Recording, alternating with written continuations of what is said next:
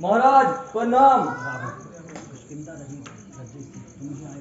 किष्किंधा राज्य से तुम ही आए हो, कहो क्या संदेश लाए हो? अगर कोई हर्ज ना हो तो नाम और पता बता दीजिए। मैं वानरराज स्वर्गवासी बाली का पुत्र हूँ और अंगद मेरा नाम है। श्री रामचंद्र जी की तरफ से आपके नाम एक पैगाम है। मेरे मित्र बाली के फरियंद, कहिए मिजाज तो प्रसन्न है। आपकी कृपा है। मैंने बहुत दिनों के बाद आपकी शक्ल पहचानी है, मगर मुझे ये हैरानी है कि आपने ये नीच काम करने की क्या ठानी है? आप मुझे कुछ भी कहिए, मैं नीच कहने का कब बुरा मानता हूँ, बल्कि इन सब बातों को सहन करता हुआ अपना कर्तव्य जानता हूँ, क्योंकि आपके और पिताजी के न केवल गहरे संबंध थे,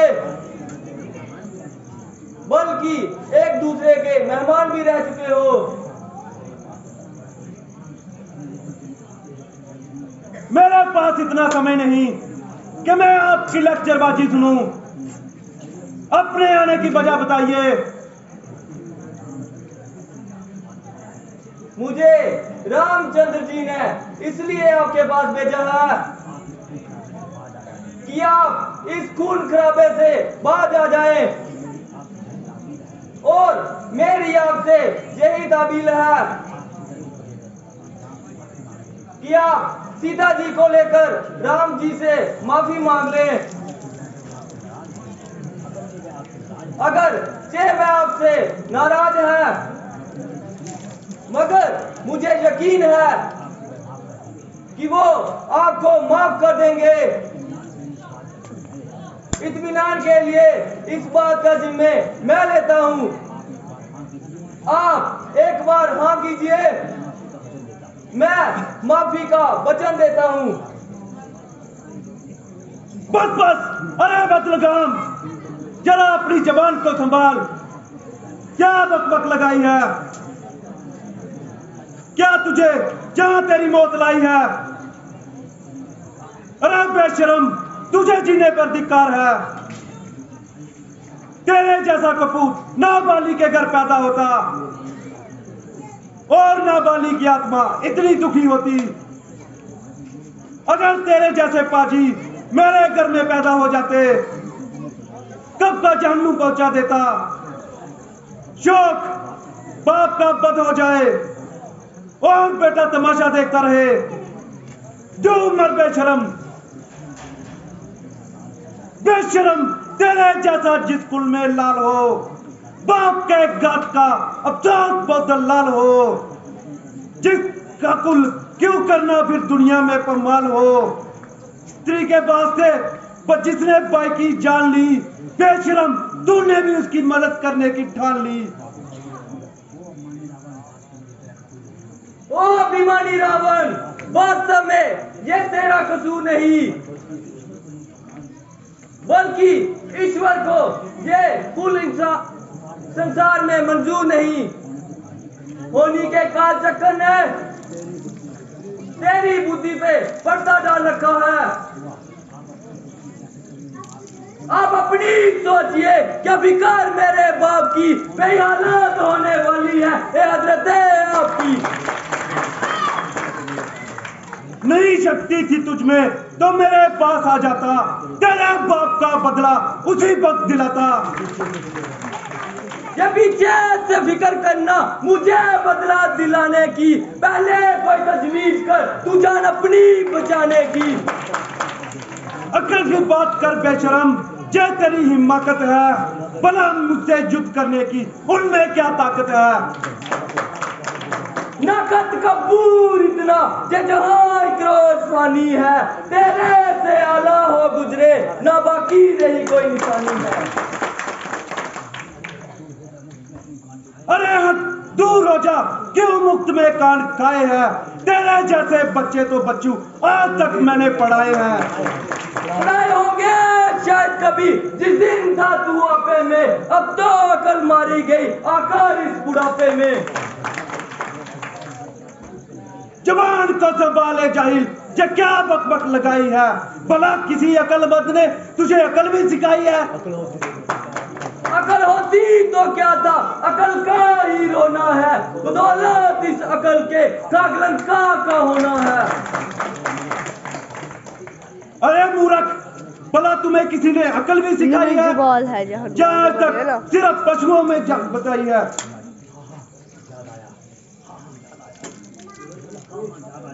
हाँ, याद आया। कौन पढ़ाए, कौन सिखाए? बाप का साया सर से जाता रहा, और चाचा का क्या काम? फिर चाचा भी कौन? सुग्रीव जिसने अपने सगे भाई की जान ली। अरे मूर्ख,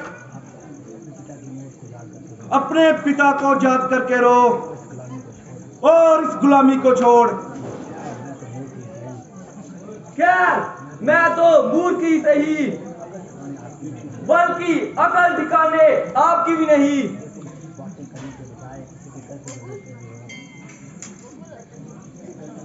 किसी के घर के झगड़े छेड़ने के बजाय मेरे बाप ने जैसा किया वैसा फल पा लिया। मेरे लिए दोनों एक समान है। चाचा की सेवा करना मेरा फर्ज है। औरों के घर के झगड़े रावण ना छेड़ तू, तुझको पराई क्या पड़ी, पहले अपनी निबेड़ तू।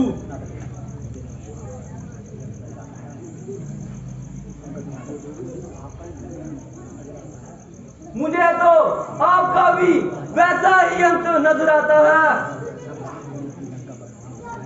जब रामचंद्र जी लंका पर बाण बरसाएंगे, आप एक एक सांस को तरसेंगे। तो सोच समझकर बात कीजिए और इस हट को जाने दीजिए, जिन्हें आज आप हमारा गर्द बता रहे हैं। जब उनसे हाथ मिलाओगे, उनकी शक्ति को देख के हैरान हो जाओगे। बेशक तू सच्चा है, किंतु अभी तू बच्चा है और युद्ध विद्या में बिल्कुल कच्चा है। इसलिए तेरे हिसाब से रामचंद्र से बढ़कर इस दुनिया में कोई नहीं। मगर जय मत भूल, मैं रावण हूं, रावण।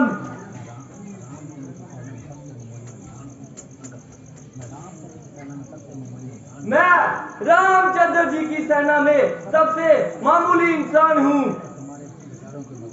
और तुम्हारे विचारों के मुताबिक बिल्कुल नादान हूं।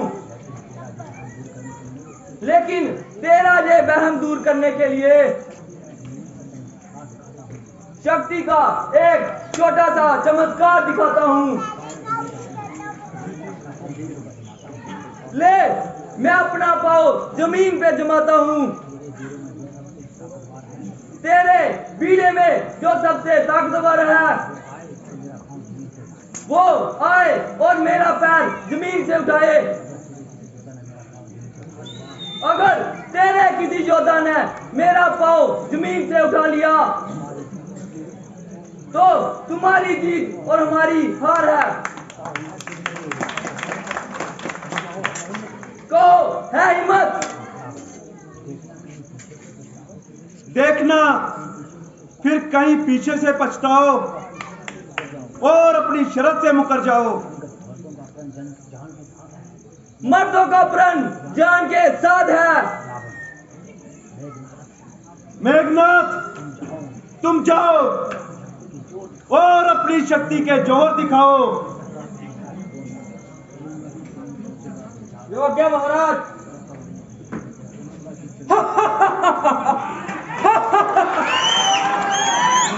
चलूंगा जिस जमीन पर उस जगह भूचाल आएगा।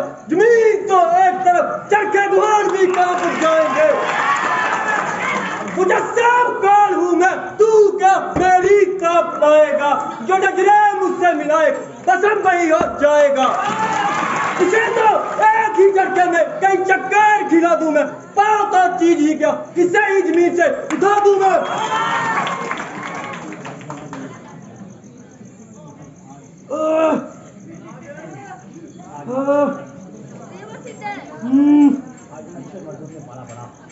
अरे आज अच्छे मर्दों से पाला पड़ा है।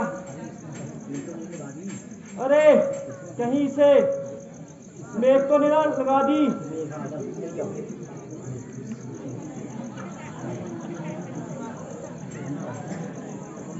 कुंभकर्ण, उठो और इस झगड़े को मिटा दो।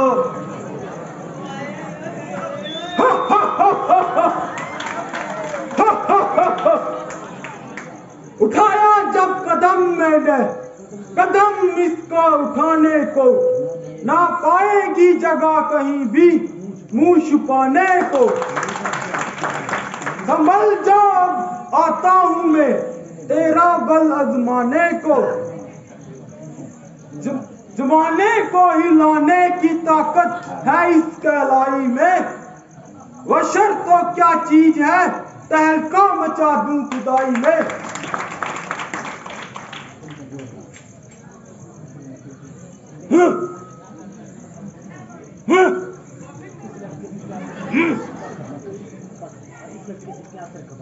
इस लड़के से क्या सिर खपाएंगे। कोई बहादुर मुकाबले पे आएगा तो फिर हाथ मिलाएंगे।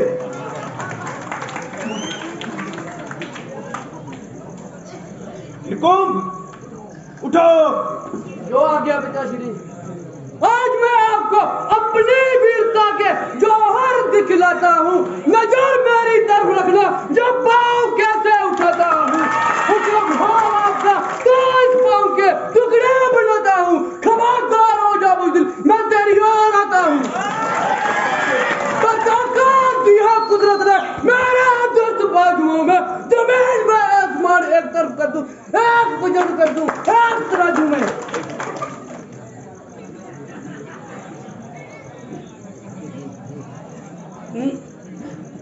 उठा दे भाई, उठा दे।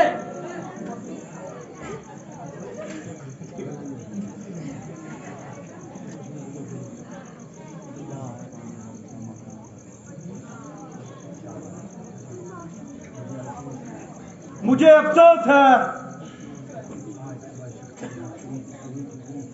आज तुम्हारी शक्ति क्या चिड़ी चुक गई। इतने बहादुरों में से एक भी ना ऐसा कर सका जो इस लड़के का पांव जमीन से नहीं ला सका। खड़ा है सामने अंगद, दम अपना मिटा ले तू। रहा कोई बाकी, उसको भी बुला ले तू। ना भी जब वक्त मिलने को, अगर इस वक्त झुकेगा, फलक आंसू बहाएगा, जमाना मुंह पे थूकेगा।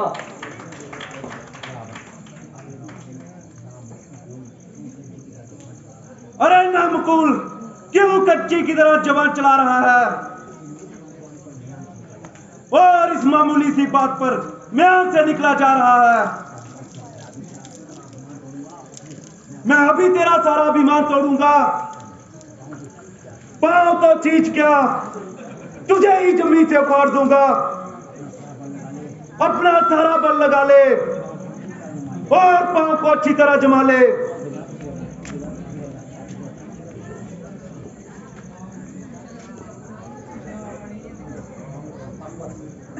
बस बस, माफ कीजिए, इस तरह मामला साफ नहीं हो सकता। और मेरे पांव पड़ने से तुम्हारा माफ नहीं हो सकता।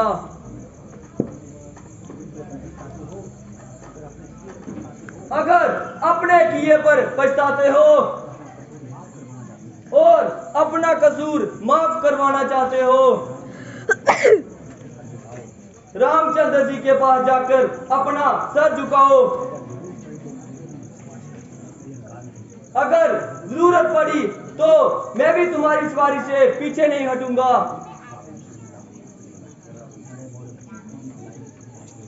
अरे मूर्ख, तेरी भलाई इसी में है कि तू जहां से जल्दी चला जा और मुझे अपनी शक्ल ना दिखा। तेरी बेहुदा बकवास का जवाब मुंह से नहीं बल्कि तलवार से दिया जाएगा।